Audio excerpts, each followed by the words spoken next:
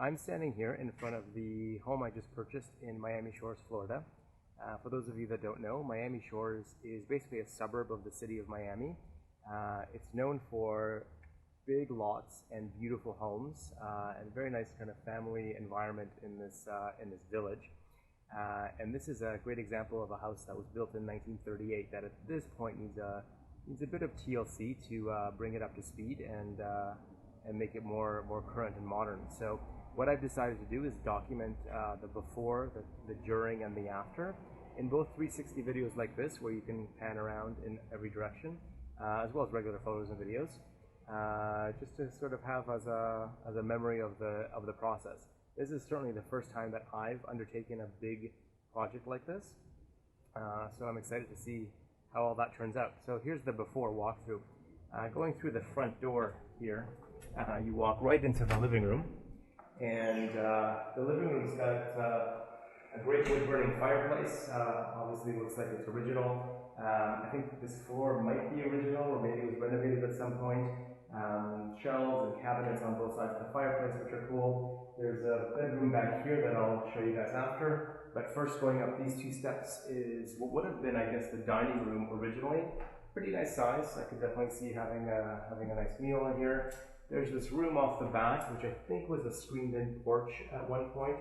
And then at some point, over the years, they just brought it into the main part of the house. Over here, we've got the kitchen. You can see the dishwasher and the stove are quite dated. Appliances sort of goes with the theme of the rest of everything. Bit low clearance on this wood panel ceiling, which I'm sure was the talk of the town at some point. Off of the kitchen in the back here, what's on the original plans is this is a maid's room. Not a bad sized bedroom at all, I think. Lots of windows, the natural light. And there's a bathroom, an ensuite bathroom here as well, which is always nice in a bedroom. There's a 2-car garage here as well, which is pretty generous for this size house. And what they actually did in the 1950s is they actually expanded the 2-car garage out about 5 feet, which is, I guess, to accommodate the size of cars back then, but made this even bigger. So this will definitely be part of the update. As we walk through the back here, there is a laundry room of sorts. I think this was also a screened-in kind of utility room at some point, maybe a separate entrance to basically get right into the kitchen. So this will be interesting to see what we do with that. Going out of the kitchen through the dining room and into the master bedroom, definitely a pretty nice size. I mean, this is a pretty big room. The original 2 closets here. And then in the 80s, I believe they expanded this out about, 6 or so feet to make the rooms a bit bigger, which actually definitely helps with the proportions here, because if they hadn't done that, these would be very, very small rooms and probably a lot of wasted space on the outside. There's a bathroom here. I mean, definitely needs updating. And what they did add as well is a walk-in closet here, which is actually pretty big. So this is great. Yeah, this is pretty spacious. There's even a window there. And off of this bedroom, there is this room here, which they sort of use as a family room. It's got lots of windows, lots of light. I think this was also part of some addition in the 80s or something like that. But there's a lot of elevations here and things like that, so it needs to be cleaned up. Walking back through here, I'm going to go to the last bedroom, which is just off of the living room here. Again, pretty big. I would say it's actually about the size of the master bedroom.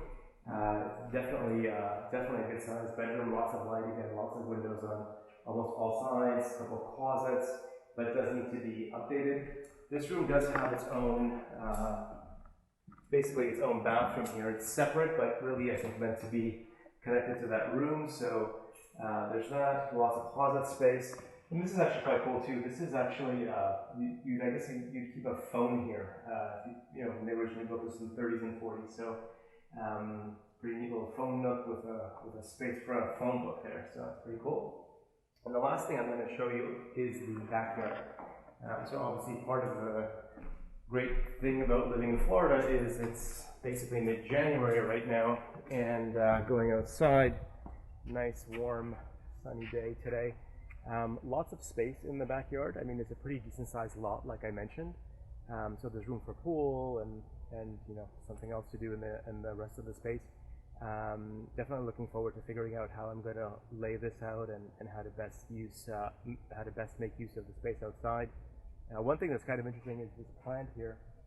The folks that I bought this house from told me that this is something that they planted that just came in a planter from a garden center like 20 years ago or whatever. So it's amazing how this, I don't know, it's like 30 or more feet tall now. So it's amazing how obviously in a warm tropical environment things grow so well. So that's it. That's the walkthrough of the before, and I'm looking forward to creating more content to show you guys how things go and what we do with this place.